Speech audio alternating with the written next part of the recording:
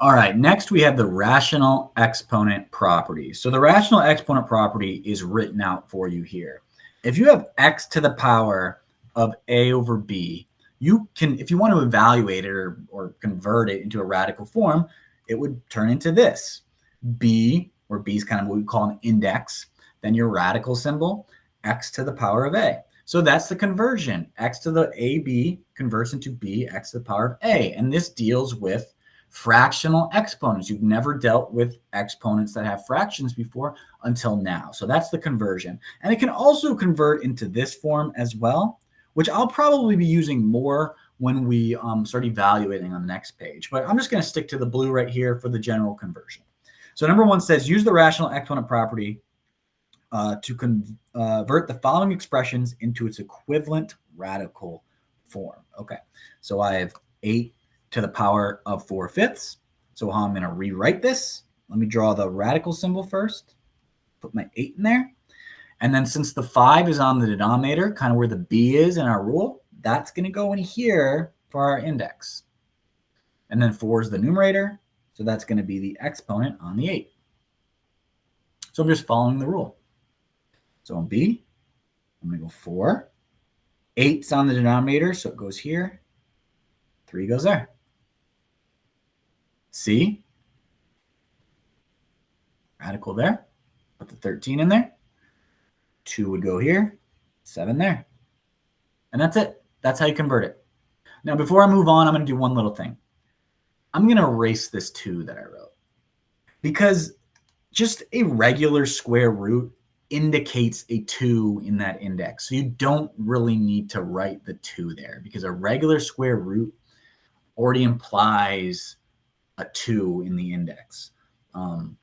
Because remember, what a square root means is a number times itself twice to equal, what is that radicand in there. So we don't need to write the 2. And that's going to be important for you to identify that sometimes when we're converting back and forth. So you can do D, E, and F. I'm going to move on to number 2. So number 2 is similar. It's just we're going to do the opposite. It says use the rational exponent property to convert the following radical expressions into its equivalent exponential form. So this, right, 7. Now, since 6 is in that index and the 11 is the exponent there, this is going to turn into 7 to the 11 over 6. This would be 5 to the 8 over 3. Because that 3 is in the index, that's going to go to the denominator. That's how I always remember it. And then C is what I'm talking about with the 2, because there's not a number here.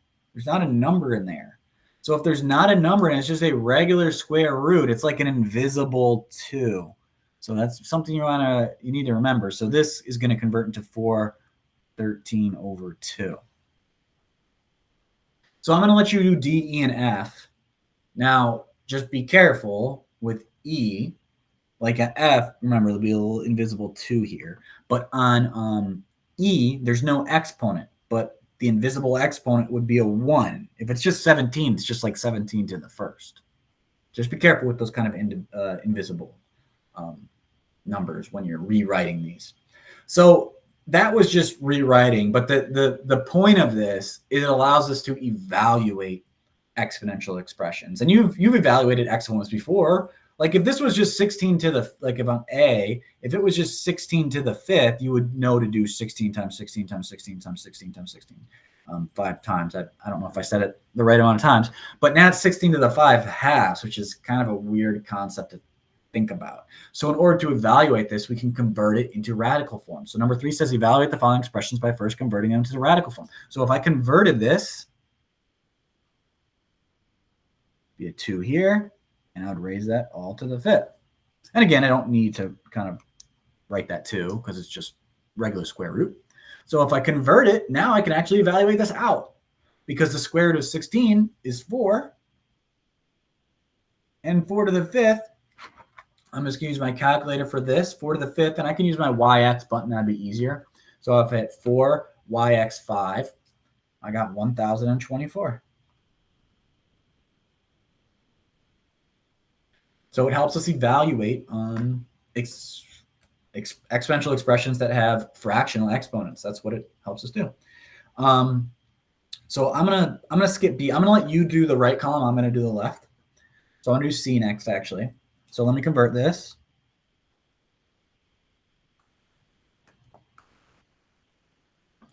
So the cube root of 27 is 3, because 3 times 3 times 3 is 27. And if you didn't know that, your calculator can do it. If you type in 27 and you want the cube root, there is a spot for cube root, but I'm going to show you it for any sort of root. Above the YX in green, right below the off, on the YX button in green, there's like, you can kind of do whatever sort of root you want. So if I type in 27 and then I hit second YX and I want the cube root, so I hit 3, I got 3. And then 3 to the 5th is 243. All right, E. Let me rewrite it.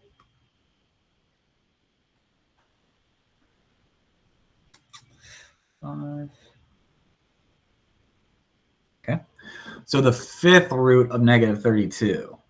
So, I'm a math teacher. I know it's going to be negative 2, because negative 2 times negative 2 times negative 2 times negative 2 times negative 2 is negative 32. But if you didn't know that, you can use your calculator. If you can't come up with that, you type in negative 32. And then again, if you want the 5th root, you hit second YX 5, and you get negative 2. And then negative 2 to the 7th, so negative 2YX 7 be negative 128.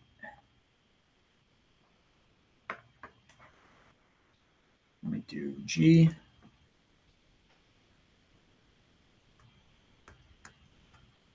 Conversion. The cube root of 8 is 2, because 2 times 2 times 2 is 8. 2 to the 5th, 2YX5 is 32.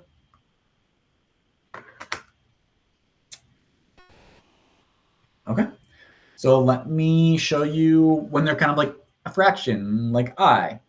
Now, this kind of goes back to some of our other exponential rules that we've already worked with. So just remember, when we're doing this 5/3 on I isn't only going to go to the 125. It's also going to go to the 64.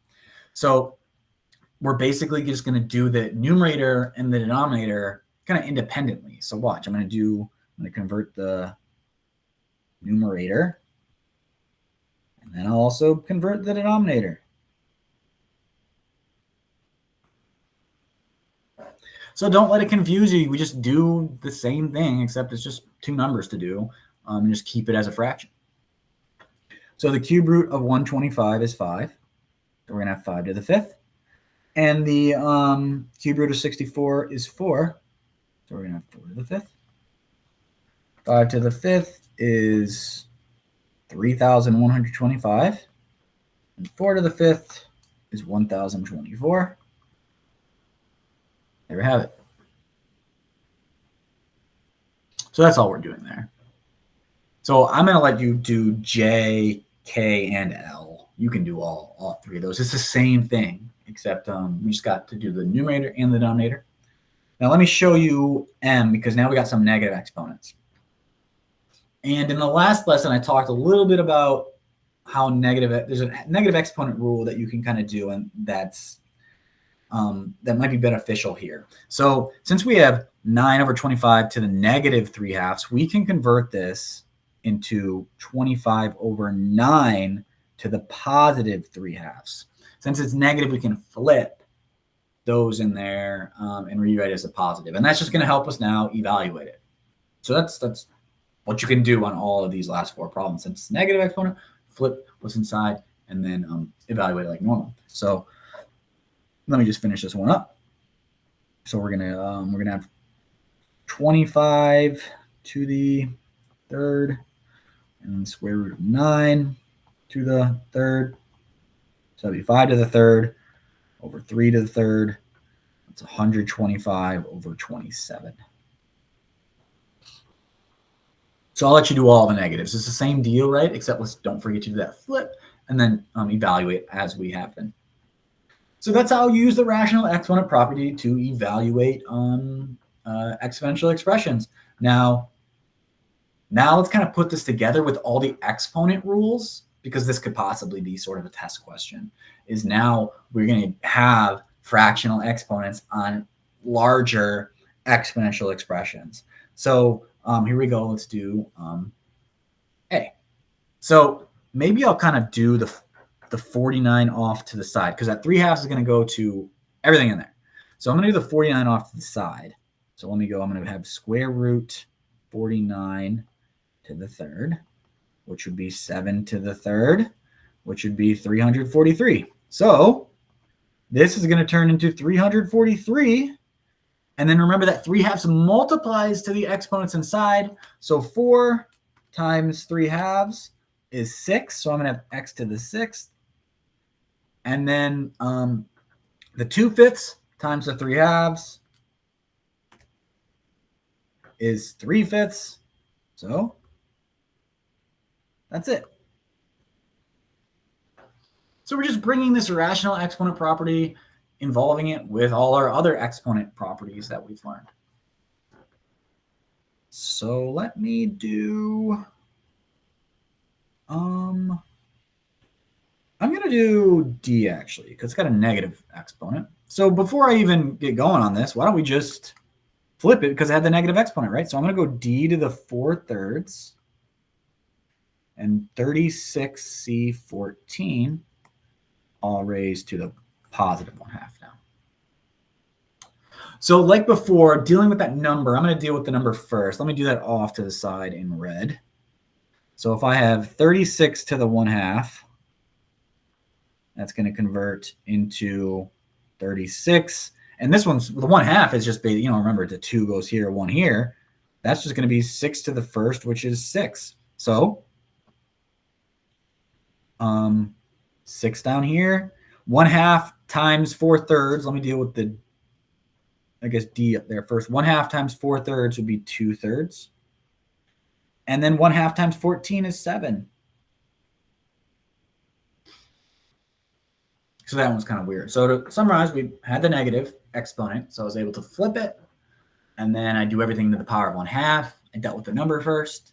Multiply that 1/2 to the exponents. Yes. Let me do, I don't want to do all of these. I want you to do some of them. So we'll do,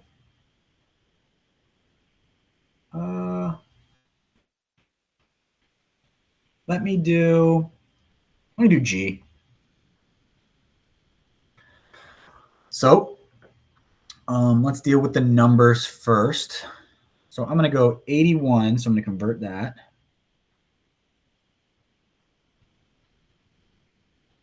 And then also let me do the number. Well, let me finish that one first. So that's going to be 3. The 4th root of 81 is 3. And then 3 to the 3rd is 27. Okay.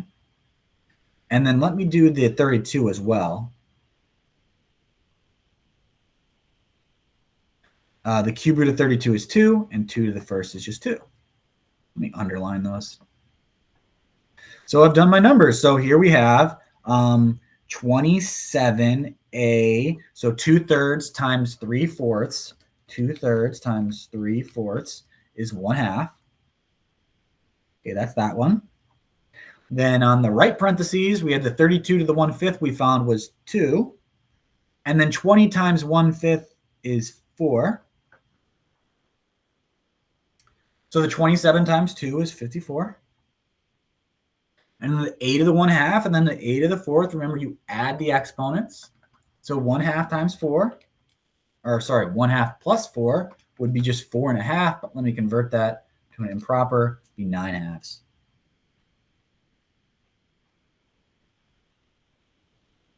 54 a to the power 9/2. So just break it up. Do the numbers with the rational exponent property. And remember, we multiply that exponent in there, and we simplify. So I think that should be hopefully enough examples for you. So I'll let you do your best on the rest.